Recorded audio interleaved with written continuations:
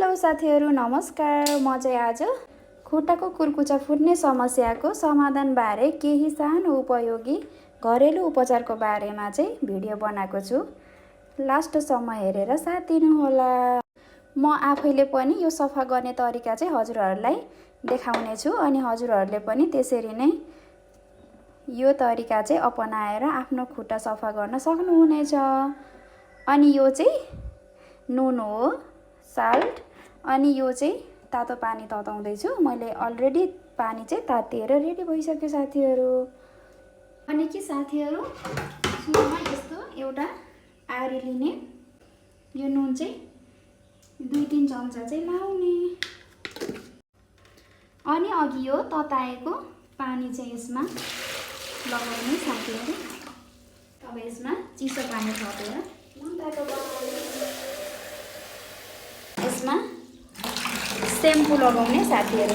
Shampoo चाहिँ जुनै आफूले युज गरिन्छ त्यही लगाउँदा हुन्छ।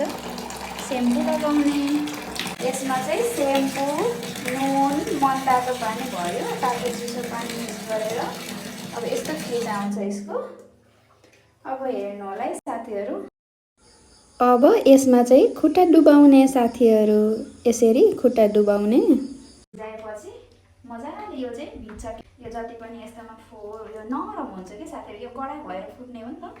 20 मिनट जति भिजाउने अनि यसरी भिजाउँदै यो चाहिँ सफा गर्ने। अझ यो चाहिँ नेल कटरले यो भित्रको चाहिँ सफा गर्दा हुन्छ साथीहरू।